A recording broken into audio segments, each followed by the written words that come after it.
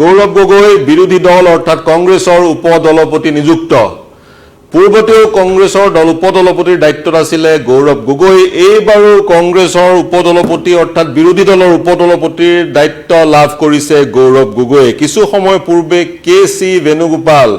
কংগ্ৰেছৰ সাধাৰণ সম্পাদক তেওঁ টুইট কৰি এই কথা জনাইছে আৰু কংগ্ৰেছৰ কেৱল উপদলপতিয়ে নহয় কংগ্ৰেছৰ চিফ হুইপৰ দায়িত্ব প্ৰদান কৰিছে কে সুৰেশক জি কে সুৰেশে সংবাদ শিৰোনাম কিছুদিনৰ পূৰ্বে দখল কৰিছিল কে সুৰেশ হৈছে কংগ্ৰেছৰ কেৰালাৰ তেওঁ সাংসদ আৰু তেওঁ হৈছে সবাতোকৈ অধিক সময় সাংসদ হৈ থকা ব্যক্তি 8 বাৰকৈ তেওঁ জয়ী হৈ আহিছে 1989 চনৰ পৰাই তেওঁ সাংসদ সদস্য আৰু তেওঁ এইবাৰ যি লোকসভাৰ অধ্যক্ষৰ নিৰ্বাচন অনুষ্ঠিত হৈছিল সেই নিৰ্বাচনত তেওঁ প্ৰতিদ্বন্দ্বিতা আগবঢ়াইছিল তেওঁ হ'ব চিফ হুইপ আৰু দুজনকৈ ডেপুটি হুইপ থাকিব চিফ হুইপৰ দুজন উপ হুইপ থাকিব সেই দুজন হৈছে মণিকাম টেগৰ আৰু ডক্টৰ মোহাম্মদ জাভেদ আৰু মণিকাম টেগৰ তামিলনাডুৰ সাংসদ আৰু মোহাম্মদ জাভেদ দুই গৰাকী হুইপ হৈ থাকিব মোহাম্মদ জাভেদ হৈছে বিহাৰৰ সাংসদ গতিকে দেখা পোৱা গ'ল গৌৰৱ গগৈ হ'ল বিৰোধী দল কংগ্ৰেছৰ উপদলপতি অসমৰ সাংসদ তাৰ পিছত যিগৰাকী চিফ হুইপ তেওঁ হ'ল কেৰালাৰ সাংসদ আৰু যি দুগৰাকী হুইপ তাৰে এগৰাকী বিহাৰৰ সাংসদ আৰু এগৰাকী হৈছে মণিকাম টেগৰ তামিলনাডুৰ সাংসদ গতিকে কংগ্ৰেছে এই ধৰণে নিযুক্তিসমূহ দিলে পূৰ্বতেও আমি দেখা পাইছিলো যেতিয়া গৌৰৱ গগৈ দ্বিতীয়বাৰৰ কাৰণে কলিয়াবৰৰ সাংসদ হৈছিল 2019 চনৰ পৰা 2024 চনলৈ তেতিয়াও তেওঁ উপদলপতি আছিল কংগ্ৰেছ দলটোৰ আৰু তেতিয়া কিন্তু কংগ্ৰেছ দলৰ দলপতি আছিল অধীৰ ৰঞ্জন চৌধুৰী কিন্তু তেওঁ এবাৰ পৰাভূত হৈছে বেৰহামপুৰৰ পৰা তেওঁক পৰাজিত কৰিছে ইউসুফ পাঠানে টিএমসিৰ ক্ৰিকেটাৰ ইউসুফ পাঠানে তেওঁক পৰাজিত কৰিছে গতিকে যিহেতু এইবাৰ লিডাৰ অফ দি অপজিশন সমগ্ৰ বিৰোধীৰ লিডাৰ হৈছে গৌৰৱ গগৈ ক্ষমা কৰিব ৰাহুল গান্ধী আৰু উপদলপতি হোৱা পৰিলক্ষিত হ'ল বিৰোধী দল কংগ্ৰেছৰ গৌৰৱ গগৈ অৰ্থাৎ গুৰু দায়িত্ব অৰ্পণ কৰা হৈছে গৌৰৱ গগৈক নিৰ্বাচনৰ সময়তো গৌৰৱ গগৈ শিৰোনাম দখল কৰিছিল যোৰহাটৰ পৰা তেওঁ এবাৰ সাংসদ পূৰ্বতে তেওঁ কলিয়াবৰৰ সাংসদ আছিল দুবাৰকৈ কিন্তু কলিয়াবৰ সমষ্টিটো এবাৰ বিলুপ্ত কৰা হ'ল যোৰহাটৰ পৰা সাংসদ হ'ল আৰু দেখা পোৱা গৈছিল এইবাৰ বিজেপিয়ে ক্ষমা কৰিব যোৰহাটত সৰ্বশক্তি প্ৰয়োগ কৰিছিল মুখ্যমন্ত্ৰী গৰাকীও বহুকেইটা ৰেলী যোৰহাটত কৰিছিল তৎসত্ত্বেও কিন্তু গৌৰৱ জয়ী হৈ আহিল যোৰহাট লোকসভা সমষ্টিৰ 10টা বিধানসভা সমষ্টিৰ 9টাতে গৌৰৱ গগৈ লিড লৈ প্ৰায় 1.5 লাখ ভোটত তপন গগৈ পৰাজিত কৰিলে তপন গগৈ যোৰহাটৰ 2019 পৰা 2024 চনলৈ সাংসদ আছিল গতিকে তপন গগৈক পৰাজিত কৰি গৌৰৱ গগৈ লোকসভাৰ মজিয়ালৈ আহিল আৰু যেতিয়া তেওঁ গৌৰৱ গগৈ শপত লৈছিল তেতিয়াও তেওঁ কৈছিল শপত লোৱাৰ পিছত যেতিয়া তেওঁ বিভিন্ন মন্তব্যবোৰ দিছিল বা লোকসভাৰ মজিয়াত তেওঁ ভাষণ প্ৰদান কৰিছিল তেতিয়াও তেওঁ এই যি যোৰহাটৰ তেওঁৰ জয়ী তেওঁ তেতিয়া সেই জয়ক মুখ্যমন্ত্ৰী এগৰাকীক পৰাজিত কৰি তেওঁ জয়ী হৈছে বুলি সেই ধৰণৰ মন্তব্য কৰিছিল যি কি নহওক পুনৰ ব্ৰেকিং নিউজ দিব বিচাৰিছো গৌৰৱ গগৈ হ'ল বিৰোধী দল কংগ্ৰেছৰ উপদলপতি তাৰ পিছত চিফ হুইপ দুগৰাকীকৈ হ'ল বিগত সময়ত 2019 চনৰ পৰা 2024 চনলৈ সক্ৰিয় ৰূপত গৌৰৱ গগৈক পৰিলক্ষিত কৰিছিল অসমৰ ৰাইজে বিশেষকৈ আন্তঃৰাষ্ট্ৰীয় ৰাষ্ট্ৰীয় আৰু ৰাজ্যৰ প্ৰেক্ষাপটৰ বহুকেইটা বিষয়ত তেওঁ ভাষণ প্ৰদান কৰিছিল লোকসভাৰ মজিয়াত হিন্দী আৰু ইংৰাজী তেওঁ ক'ব পাৰে সুন্দৰকৈ বিগত এটা ভাষণ তেওঁ ইংৰাজীত প্ৰদান কৰিছিল আৰু 2023 চনত যেতিয়া আস্থাৰ প্ৰস্তাৱ নো কনফিডেন্স মোশন আনিছিল বিৰোধীয়ে সেই নো কনফিডেন্স মোশন গৌৰৱ গগৈৰ যোগেদি বিৰোধীয়ে আনিছিল আৰু নো কনফিডেন্স মোশনৰ সময়ত যি এক ভাষণ প্ৰদান কৰা হৈছিল প্ৰস্তাৱ স্পিকাৰে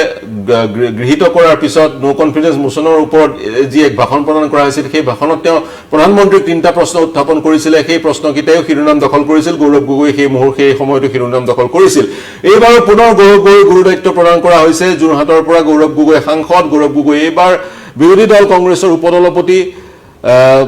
সমান্তৰালকৈ তেওঁ যিগৰাকী কংগ্ৰেছৰ দলপতি বা বিৰোধী দলপতি ৰাহুল গান্ধীৰ সৈতে মিলি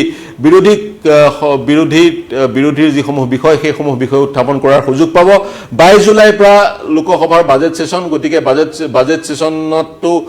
যেতিয়া বাজেট উত্থাপন কৰাৰ পিছত বাজেট সেশন সন্দৰ্ভত আলোচনাসমূহ হ'ব গতিকে সেই আলোচনাটো গৌৰৱ গগৈ নিজৰ মন্তব্য ৰখাৰ সুবিধা পাব 2014 চনৰ পৰা লোকসভাত সক্ৰিয় ৰূপত পৰিলক্ষিত কৰা হৈছিল গৌৰৱ গগৈ এইবাৰ 10 বছৰৰ পিছত বিৰোধী দলৰ দলপতি এগৰাকী নিৰ্বাচিত হৈছে কাৰণ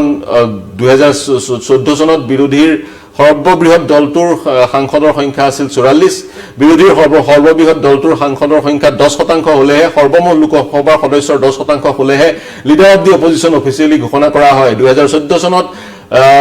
কংগ্ৰেছৰ কিন্তু